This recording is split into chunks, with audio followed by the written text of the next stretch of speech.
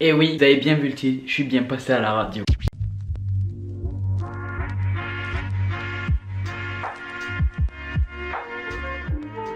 Yo YouTube, c'est vrai, je pense que vous allez bien, moi en tout cas ça super, j'appelle comme d'habitude. Aujourd'hui on se retrouve pour une toute nouvelle vidéo. Aujourd'hui vidéo story time où je vous raconte, où je vous explique comment je suis passé à la radio. Alors juste avant que je commence cette story time, n'hésitez pas à m'exploser cette putain de barre de pouces bleus. On fait tout péter dans cette vidéo. N'hésitez pas à vous abonner et à activer la cloche de notification, ça fait super plaisir. Venez me rejoindre sur tous mes réseaux sociaux.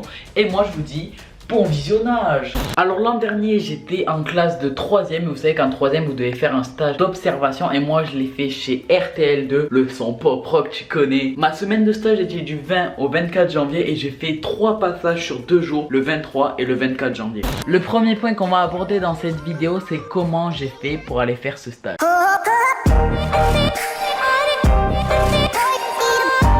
Alors pour aller faire ce stage simplement j'avais vraiment envie de faire ça en radio, en télé parce que c'est vraiment dans l'univers où j'ai envie d'aller, dans l'audiovisuel. Et en fait je cherchais une radio et mon grand-père avait été le fondateur de Radio Pénard pour ceux qui connaissent, qui est maintenant une chronique de Skyrock. Et du coup j'avais voulu aller à Radio Pénard sauf que c'était il y a longtemps, il y avait plus, enfin ils avaient pas l'air très sympas, j'avais plus envie, enfin bref du coup ça s'est pas fait. 1 ou 2 semaines plus tard je cherchais toujours un stage et j'avais pas la radio, j'étais vraiment dégoûté. Du coup en attendant j'avais trouvé dans une agence de communication sur Montpellier pour pouvoir faire un stage, même si ça me plaisait moins, ça avait l'air quand même stylé. Et mes parents mangeaient avec un ami qui connaissait le patron de RTL2. Alors du coup comment ça s'est passé? Je suis allé faire un entretien avec la personne en question pour savoir si j'étais capacité à me poser des questions, pourquoi j'ai envie de faire ça, etc.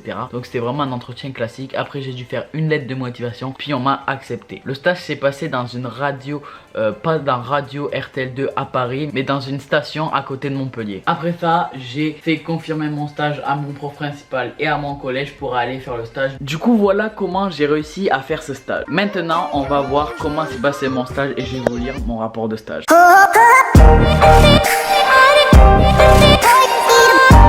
Alors je n'ai pas trouvé mon rapport de stage papier mais j'ai celui numérique. Je n'ai pas retrouvé. Alors malheureusement je n'ai pas retrouvé mon rapport de stage. Putain mais ça y est wesh. Alors malheureusement je n'ai pas retrouvé mon rapport de stage. Wesh mais gros c'est la phrase la plus simple du monde. Alors malheureusement je n'ai pas retrouvé mon rapport de stage papier mais je l'ai toujours numériquement, du coup c'est pas grave. Alors dans mon rapport de stage j'ai fait un carnet de bord où je racontais tout ce que j'ai fait chaque jour. Alors mes horaires c'était de 9 h jusqu'à 16 h. Lundi, premier jour de mon stage, je suis arrivé un peu avant 9 h. Colette m'a accueilli. Colette c'est la personne qui gérait mon stage, c'était ma maître de stage d'ailleurs. Elle était la boss, elle est trop la boss, donc si tu passes par là gros big up. Colette m'a accueilli de façon très souriante, m'a présenté à toute l'équipe, elle a tout de suite su me mettre à l'aise. Elle m'a également présenté une autre stagiaire qu'il y avait avec moi cette semaine là. J'ai fait toutes mes activités avec Calista. Donc j'avais une deuxième stagiaire avec moi où on faisait quasiment tout ensemble. Le matin nous avons cherché des publicités dans le journal Midi Libre principalement. Après avoir trouvé toutes les publicités, nous les avons découpées et mises dans une pochette afin de permettre à l'équipe commerciale de contacter les entreprises susceptibles d'investir dans un spot publicitaire. Faut savoir que les publicités c'est la seule source de revenus des radios privées aujourd'hui. Par la suite je suis allé voir Jean-Michel en studio animer la radio. Jean-Michel c'était l'animateur de la radio. En vrai les gars c'est ce qui m'intéressait le plus à observer parce que c'était vraiment cool. Genre je voyais comment il gérait la musique etc. Il fait 10 000 trucs en même temps, genre c'est vraiment incroyable. Après ça c'était la fin de la journée et on se retrouve pour ce que j'ai fait le mardi. Alors le mardi je suis arrivé à la même heure que la veille mais cette fois-ci ce n'est pas Colette qui m'a accueilli, c'est Jean-Michel l'animateur. Faut savoir que Jean-Michel il anime la radio de midi à 16 h. Du coup on a recherché les publicités dans les journaux puis après il nous a demandé de trier dans un tableur avec le nom de la marque, la ville et leurs coordonnées, numéro de téléphone ou email. L'après-midi du mardi ils nous ont appris à rédiger un bloc-notes. Alors en bloc-notes en radio c'est un texte qui est enregistré en avance puis il est programmé à différents moments de la journée qui évoquent les événements du moment, les spectacles, les concerts, le théâtre et les activités sportives. C'est grosso modo tout ce qu'on a fait le mardi. Le mercredi je n'avais pas de stage pour rattraper tout leur boulot, du coup mon stage a eu lieu lundi, mardi, jeudi et vendredi. Et c'est ce jour là où je passe à la radio, où j'enregistre pour la radio. Cette journée, principalement la matinée, a été ma préférée de toute la semaine et la plus enrichissante. J'ai appris énormément de choses sur le fonctionnement de la radio tout le long de la journée. Genre là, il nous expliquait tous les trucs de pub, tout comment ça marchait, genre vraiment tout.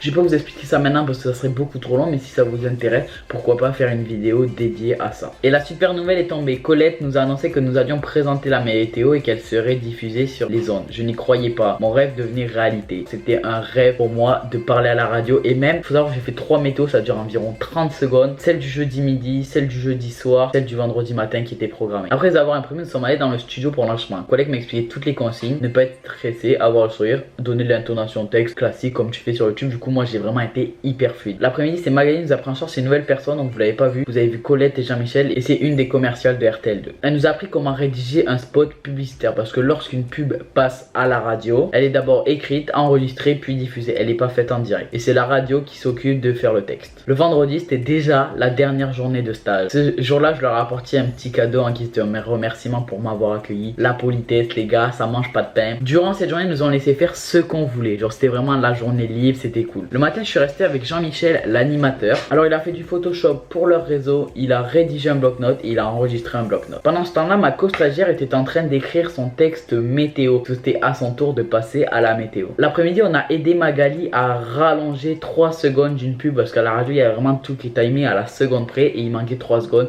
Du coup, on l'a aidé à faire ça. Et voilà comment s'est terminée ma semaine de stage chez RTL2. Alors maintenant, les gars, on passe à la dernière partie. On va écouter mes enregistrements à la radio.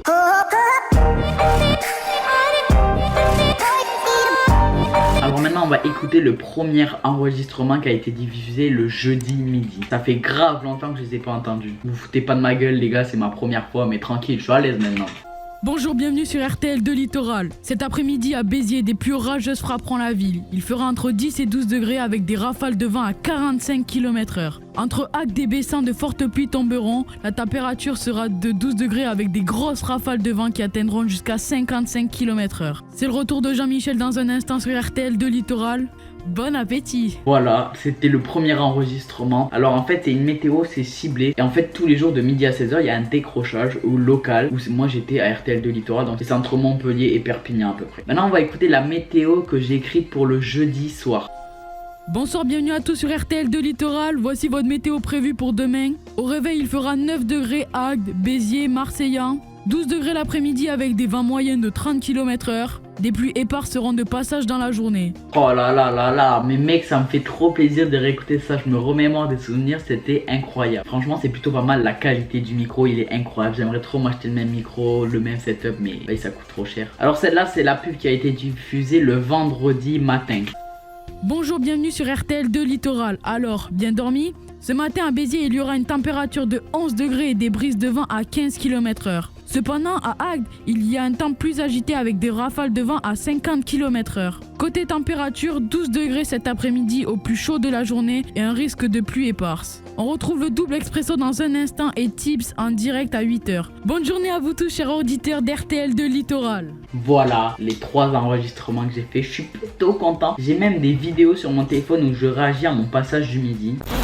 J'espère vraiment que cette vidéo vous a plu. Si elle vous a plu, n'hésitez pas à mettre un maximum de pouces bleus et à commenter, ça me ferait super plaisir. Rejoignez-moi sur tous mes réseaux. Donc voilà comment je suis passé à la radio. Si vous voulez une vidéo complémentaire où je vous explique tout le matériel, le stage, que je vous présente tout, que je vous en apprenne plus sur le métier de la radio, n'hésitez pas à me le dire en commentaire. Venez me follow sur Twitch, je suis en live tous les jours. Bref, c'était vrai, je suis bye bye, c'est un coup, peace and love, double ciao.